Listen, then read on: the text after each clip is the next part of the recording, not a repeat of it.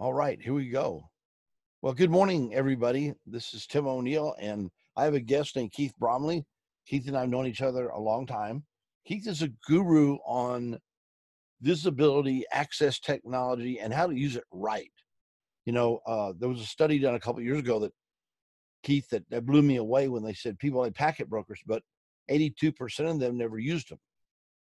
And even scarier was a statistic done by one of the big what do they call it, groups that go out and study networks, and that said that about 85% of networks didn't really have a visibility plan. It was more what we refer to as the all shit plan. All shit, the network's down and I need visibility to find out what happened. But we're here to talk about today because visibility, Keith, is certainly one of my first loves. Yeah, exactly. And you're right. It's like people say, well, I need a security appliance. I need Wireshark. I need some other monitoring appliance. Let's go and just put it into the network. And it's like after a few of those, they run into problem after problem. Where are they getting the right data from? What data do they need? And then they find out they've actually got the wrong data and they're not seeing things they should. And then they can't, like you just said, you can't get access to the data when you need it for troubleshooting. So then it takes you longer. You've got to go get a crash cart with your equipment and a tap or something, and plug into the network and or access a span port, and go configure it. And you got to do it instantly. And of course, that's not instant. So by the time you get this done, you've got delays in getting the data you need, assuming you even get it in the time frame that you need, because you may have to wait for the maintenance window, especially if you're touching the span ports on a switch. You're not just going to go do that 8 to 5 and take the chance of bringing the switch down because you programmed the CLI wrong or something. So yeah, it's critically important. A friend of mine who has a small network, probably 200 users, one time he owns the company and he has a guy that does his network, and there was a problem, okay, and they couldn't figure out what the problem was, and it became a 2-day problem, then it became a 3-day problem, and finally the boss said, look, turn all the power off to all the network, turn it back on, and we'll start over. And you know what, after he did that, 5 minutes later the network was running fine. So something lost its brains. So yeah, well, when in doubt, power cycle, right? Right. When in doubt, power cycle. Yeah. Hopefully you can do things a little bit more graceful than shut down the whole network. But we'll see. And I'm a big Wireshark fan. Of course, I've known Gerald since he started this a long time ago. And a lot of people don't realize that even though their computer has a 1 gig NIC card in it, okay, and they run Wireshark and they run WinPCAP, that I'm going to see every bit, byte, nibble, and octet, and that's not necessarily true. For one, your NIC card may not be able to go in promiscuous mode, so it won't see anything. But even if it can see everything, it can't record everything. So I tell people, make sure you know the weakest link in your network before you start relying on it as your main visibility tool. And I love Wireshark, so I tell people, learn your Wireshark. And learn your network. I mean, know your network. Simple things. I mean, what's the most common call is the network is slow. The network is slow. How do you know the network's slow? Yeah. Mary, who called, may have had 4 cups of coffee and 6 donuts. Yeah, the network is slow because she's climbing the walls. But if you don't have a baseline, or from even your terminal, okay, or from Mary, say, hey, Mary, go to command line, ping, Google, and see how long it takes. And she gets a 20 millisecond response. Well, guess what? That's not really a slow network. That's a perceived slow network. So without actual visibility and being able to get inside your network, everything is perceived. And we know perceived does not work as a viable scientific instrument. Yeah, exactly. And, it's not that hard really to go in and set up a visibility architecture. No, it's not. All you need is some sort of access, whether it's a tap, a span, a bypass, and, of course, prefer taps, but you know, you need some sort of access. Then you need some sort of layer of filtering, which is usually done by a packet broker, network packet broker, NPB, whatever you want to call it. And then you need your security monitoring tools. Mhm. And so most people have the monitoring tools in place, but a lot of them don't have the most of them, like I said, don't have the packet broker in place, or they're not using it, and a lot of them even don't have the right access.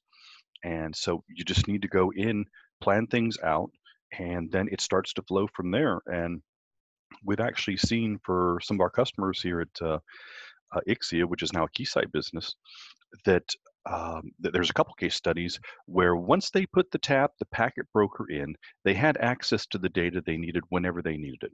They didn't have to wait for a maintenance window. Once that tap's inserted, it's a one-time hit. After that, it's a set and forget device. It's totally passive. It's going to send all the data you want to your packet broker. And guess what? After that, you can access the data remotely. You can access it at will. And what couple of our customers at least found out that we've documented is that they had an 80% reduction in their mean time to repair. They didn't have to wait for a change board approvals. They didn't have to wait for a maintenance window. They could go get, you know, somebody called and said, hey, the network's running slow. They could go access the data right away within, you know, a couple minutes and get on it. And it could be resolved in an hour or less, maybe, you know, 5, 10 minutes, depending on how fast they really did get on it. But nothing like, you know, we had customers that were, the problems would take days or a week or more, sometimes even several weeks, because depending on the customer, it really took that long to schedule a change board review and then go select a maintenance window because there were other things going on and what was the priority of this troubleshooting call versus other things going on. And literally, you know, we've seen 75 to 80% reductions in mean time to repair. I agree. I mean, like when in the network general days in the 90s, we had a company build us a tap, a promiscuous tap, a real world one, and it had an aggregate formula that we knew how it worked, and we just told people, look, use a sniffer and just learn your network. Look, you know, go to the same place and look at your network. And once you begin to learn your network, it's kind of like a patient, right? You know their blood pressure, their pulse, you know what their eyes, their ears, you know your heart, you know what the heart and the physiology of your network is. Sure makes it a lot easier when the bell goes off and you got to go fight a problem. And especially, I've never understood that. I mean, if you bought 5 taps in your network, you didn't even spend a tenth of the money that you spent for a switch. Yeah. And yet people will buy switches before they even think about buying access. And I mean real access. Now, I'm not a fan of SPAN. A SPAN is a great marketing tool that was started years ago. It does give you some visibility, but you don't rely on that as real visibility because it's best effort. Timing is skewed. So I'm a big proponent of get a tap. I mean, we're not talking about tens of thousands of dollars, okay? And you probably in a Couple hundred. yeah, in a 300 node network, 500 node network, you probably, if you did it right, you might buy 10 taps. But they're permanent taps. You can go right there, plug in, get right in your network and see what's going on. And boy, that when the bell goes off and people are looking at you and yelling at you about why is the network down, every second counts. Yeah, and the great thing to me about the tap is you put it where you want.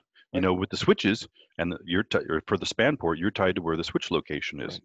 For the tap, you want to put it out the edge, you want to put it ingress, egress, you want to spread it out to a specific floor or something. If you're trying to isolate problems, you can put it wherever you want or put them wherever you want. Yep. And you've And got the data. simple. Taps are simple, they're reliable, they don't blow up.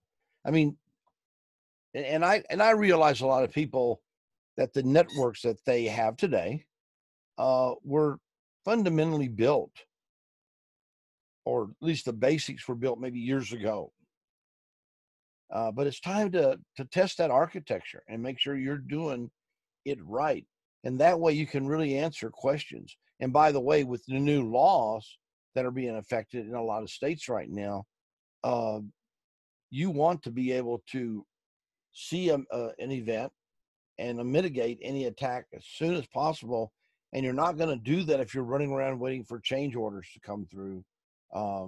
And every record you lose becomes a very expensive hit on your company's budget.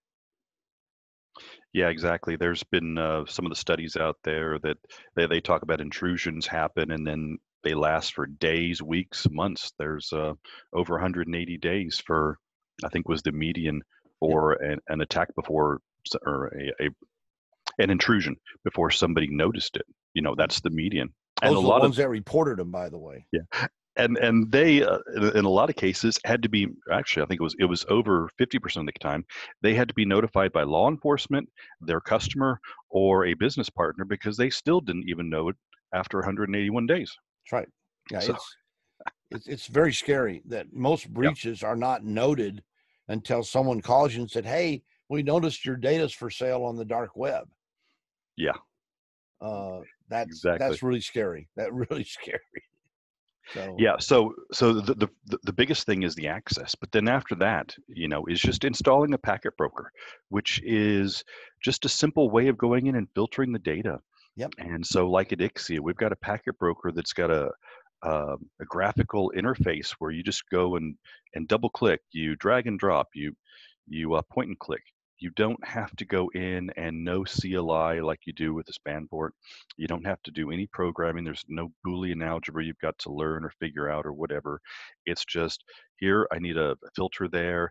Double click on things to go and set the parameters, the IP addresses, VLAN tags, whatever you're looking for, and then, you know, click set.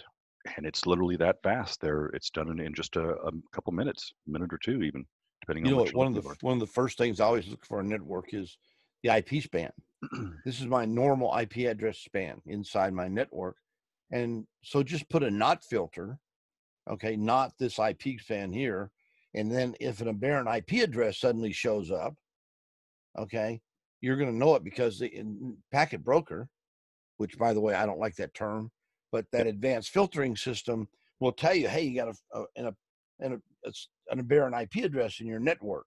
And man, I mean, you take a packet broker like you have, which by the way has a real GUI. Now that people get confused about that. There's a GUI, okay, which is a graphical user interface. There's an interpretive interface, and it's a CLI interface. Now, a real GUI is exactly that. You click and point. It doesn't. You don't have to do anything else. Now there's another version which we call it a translator, and it looks like a GUI, but what it's doing is it taking your inputs and trying to convert them to a CLI language that is embedded in the analyzer itself.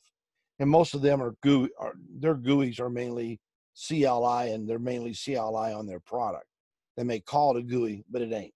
And so you got to make sure when you get a good packet broker that you got that ability to use it and use it. Good Lord, 82% of these sit out there and no one's used them because, quote, they're too hard. And I will agree with that because years ago, 5 years ago, I wrote an article about command line versus CLI. And I wrote a CLI capture. And I purposely made two mistakes in it. That article was read over 37,000 times. And not anybody ever to this day has sent me an email and said, hey, that GUI would never work. I mean, that CLI would never work. Yeah. So it is confusing. But again, get back to the fundamentals. If you don't have, I mean, it's kind of like you built the house with no doors and no windows. Okay. That's scary.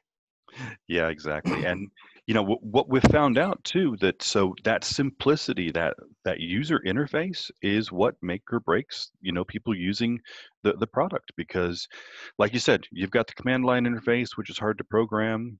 If you make a mistake on stuff, you get the wrong data, and you may not even know it unless you've got some sort of analyzer there analyzing the output after you've created the filter with CLI to understand that, hey, it's not working. You know, it's spitting out data, but it's got some good data and it's still got a bunch of bad data in, or something like that. And so that simplicity is what makes or breaks the ROI for a lot of monitoring solutions people put in. And since they didn't plan for that interface, you know, that user interface at the start, the ROI doesn't pan out, so they just stop using it. And then, like I said, you get into the other problems we talked about earlier, where now you're back to your mean time to repair starts to slow down, and you've got problems that persist on the network, and people are like, "Oh, what's going on with the IT department? What's going on with this network? It's so bad," and you just fall right back into that because you simply just didn't look at what you needed up front. Right. And again, it's not that hard. It's just Mm-mm. take a few minutes. You need the access. You need a packet broker and one with a good interface that's got a lot of capabilities.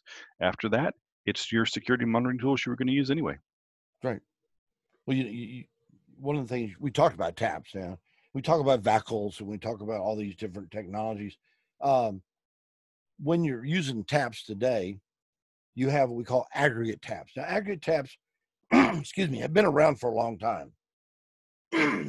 and an aggregate tap basically takes send and receive and interleaves the send and receive into one channel, into one output.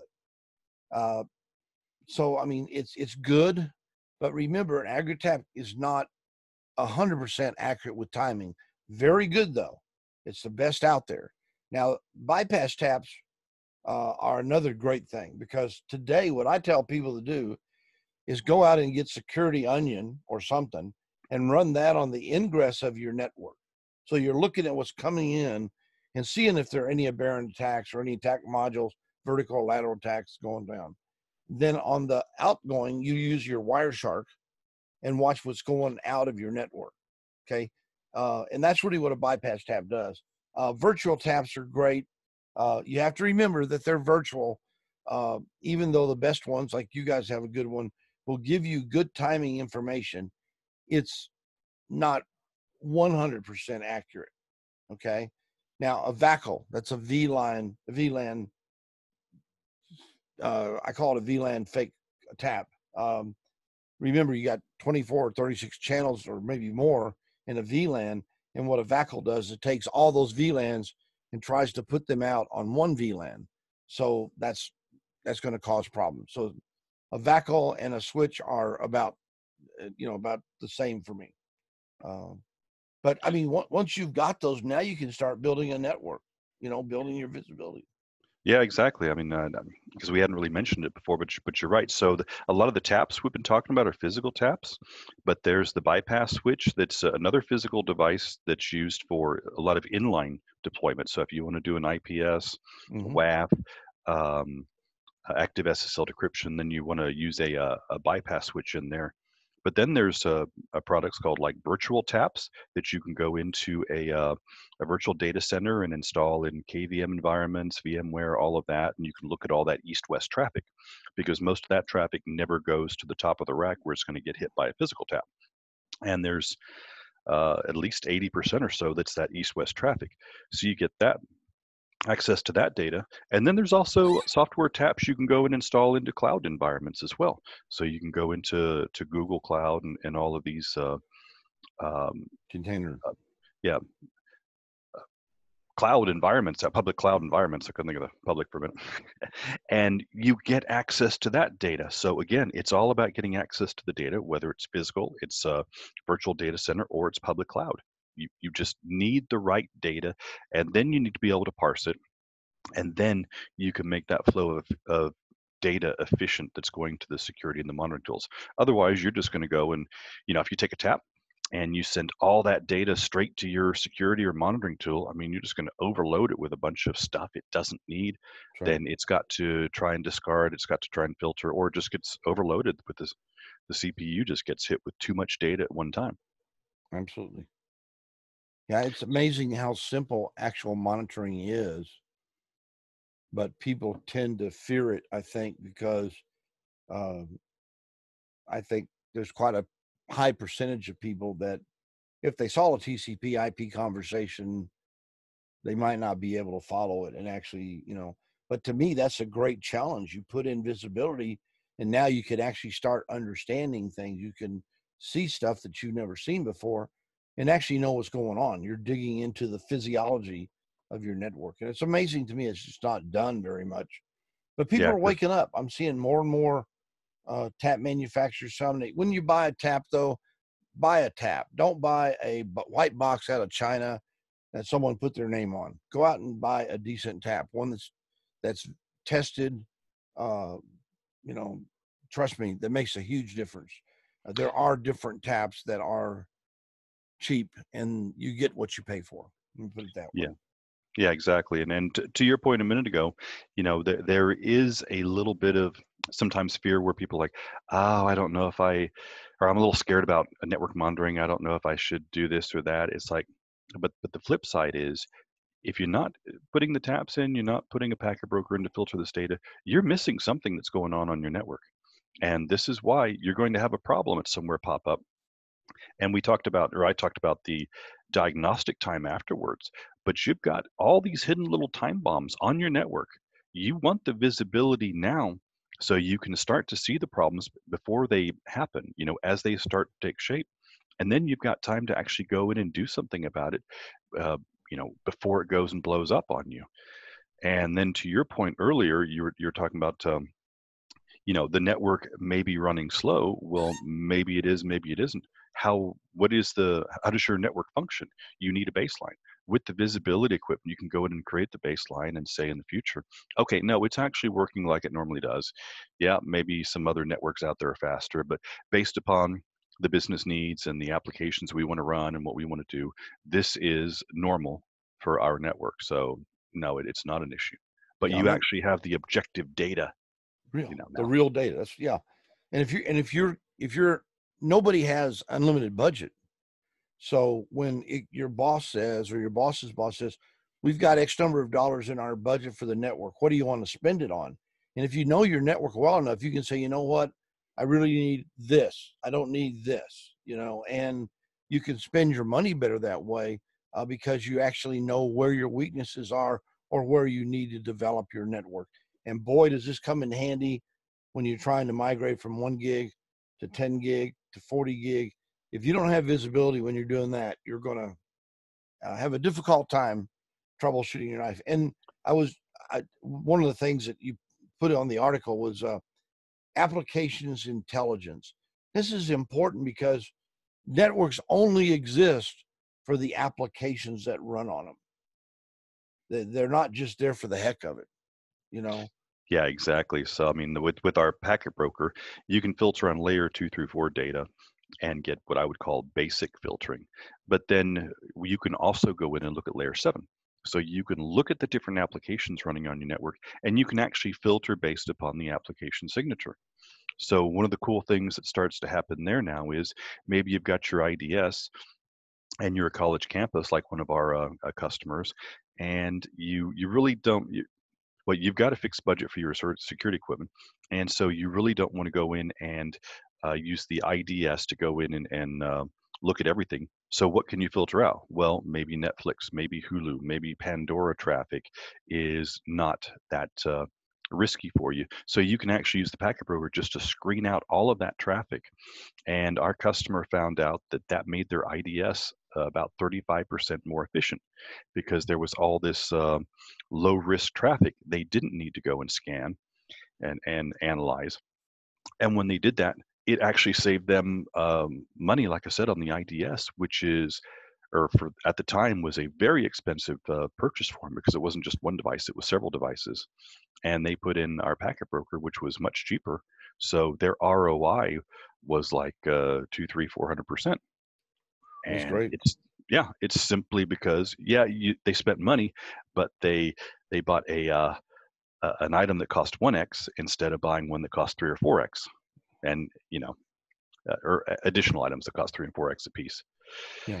So, Well, but that application filtering and stuff like that is really cool because another thing you can do is based upon the application traffic, you can look at indicators of compromise with it and various other things.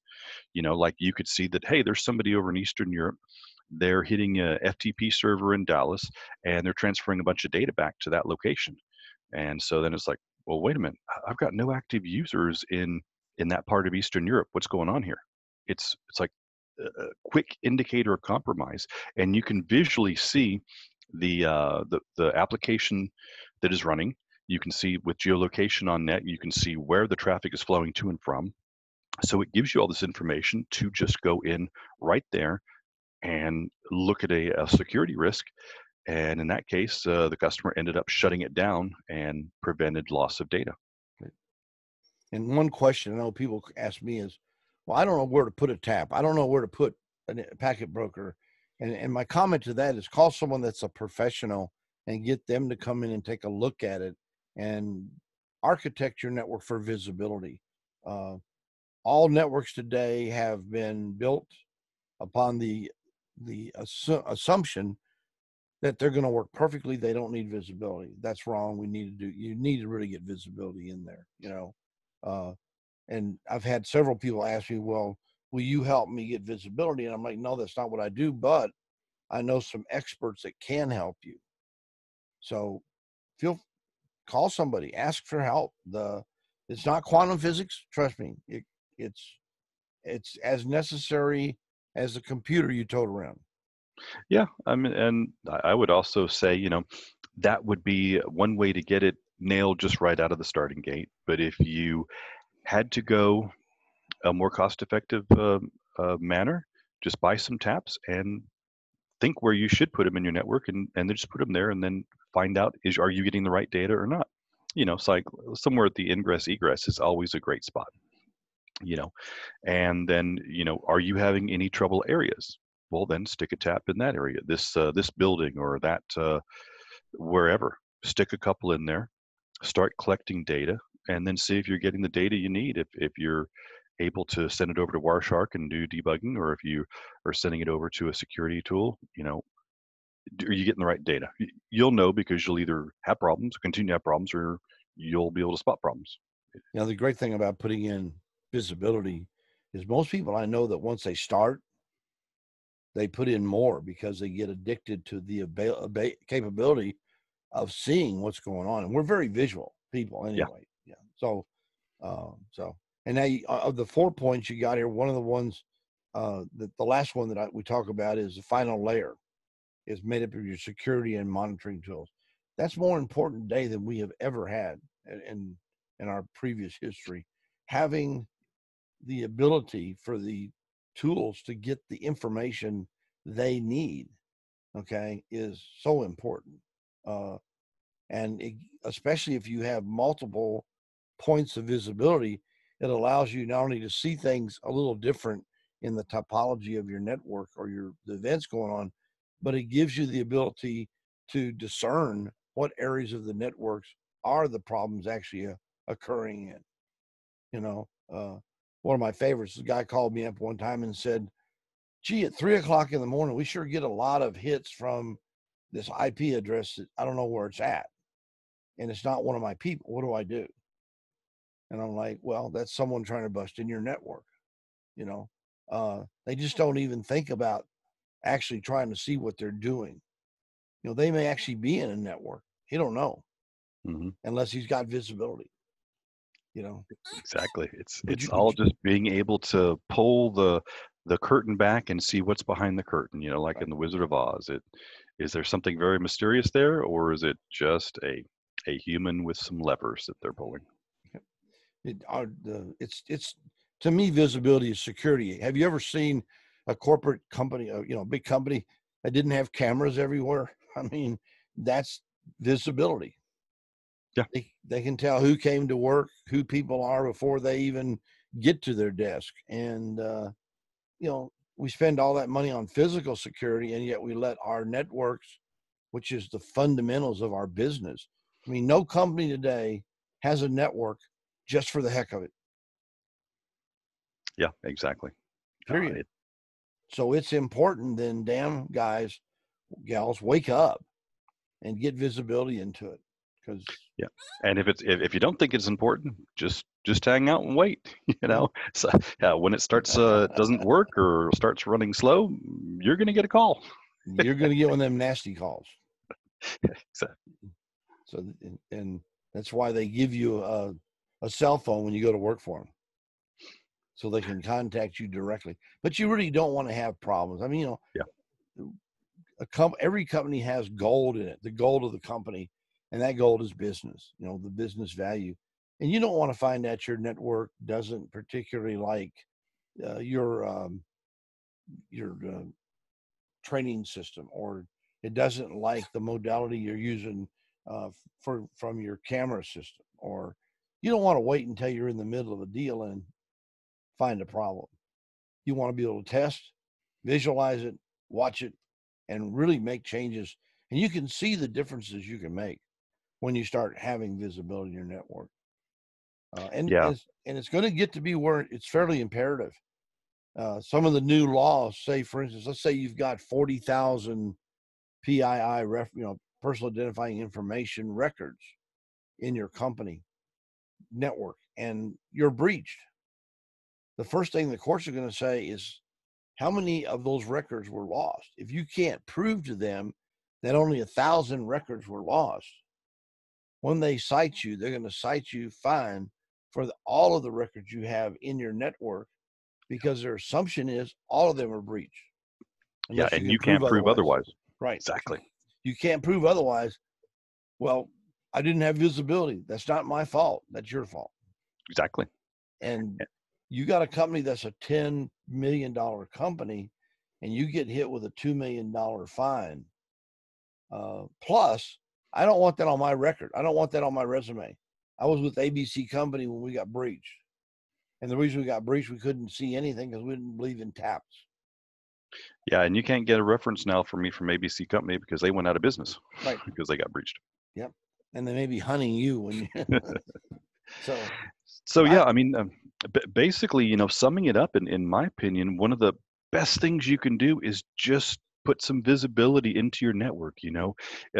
If it comes down between that and some sort of security and monitoring tool, I would put the visibility in, because that's what's going to enable the other. If you don't put the first step first, you're going to spend a lot of time coming back and trying to do a whole bunch of maneuvering around what was just a very simple step in the first place. Just an easy way to get the access you need to the data, filter the data, and then it goes straight on to your tools that require that data. And if you have visibility, you can really deploy Wireshark. You can really deploy Nmap, Security, Onion, Snort, Splunk. I mean, if you don't have that visibility, that access, it's very hard to deploy these tools and get back the information you need. I agree. In some cases, impossible. So I agree. Yeah, and especially with today with cloud and containerized businesses, it's just, you got to have visibility. So I guess to sum it up from my perspective, if you don't have a tap access, you don't have visibility. Okay, I mean, you can use span if you want. Be prepared for that not to work when you want it to work. And usually when your network's in trouble, it's busier. It's trying to recover. And the main function of a switch is to handle the data, not be a monitor. So, but get some visibility and begin to learn. And once you got that visibility, oh my gosh, you'll be able to see things and learn things that you never knew about.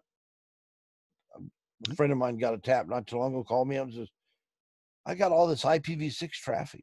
I never had that before. It's been there forever. He never saw it before. Yeah. Why do I have it on my network? I don't need to use IPv6. So he found things that he'd never seen before. Makes a big difference. Yeah, exactly. And they're not that expensive.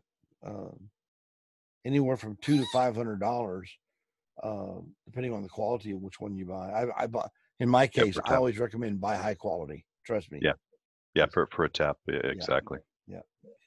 So you don't want a tap that has 500 milliseconds response or delay, recovery delay, and you don't want taps that you don't understand the algorithm, the aggregation algorithm. It is important to see your interframe gap. It is important. Had a network where guy said everything was fine, nothing was wrong with the network, but it was acting funny, and someone, I don't know who, had gone in to the switches and changed the interframe gap. And you don't do that, and that caused all kinds of problems. So, okay, so my summary is, if you don't have a tap, you don't have visibility, you're going to hurt yourself. You need to have it. And it's not that expensive. What's your last statement? Yeah, it really is easier than you think. Like I said, you just and there's all sorts of resources on ixiacom.com that can help you. If you go to that website, www.ixiacom, ixiacom.com, go to resources. There's white papers on best practices. There's how to articles and stuff. But like I said, it's really simple. You need some sort of access probably with a tap, the network packet broker, and then you can connect the tools up to it. And you want something that has a visually intuitive interface so that it's simple and it stays simple. And that's Now, it. Once you put that in place, everything else is going to get a lot easier. absolutely. I mean, it's amazing. When you start getting visibility, it changes the whole thing. Now, excuse me, on October 28th, we're going to have Keith back, and we're going to be covering the secret of creating a perfect inline security solution. So to do that, of course, you have to have some kind of visibility architecture. So better think about it. And if you don't know anything about it, call a professional. Okay. So, well, I wish everybody good luck, a great day. I apologize. I got a frog in my throat today, or a toad or something. I don't know what it is. And, but Keith, thank you for being on. It's a great day. And if you need any help, reach out to Keith or ixia.com or Keysight. And they got a great group of people. They'll come out and help you out. Great. Thank you, Tim. Take care. Y'all be safe now. Have a wonderful day, and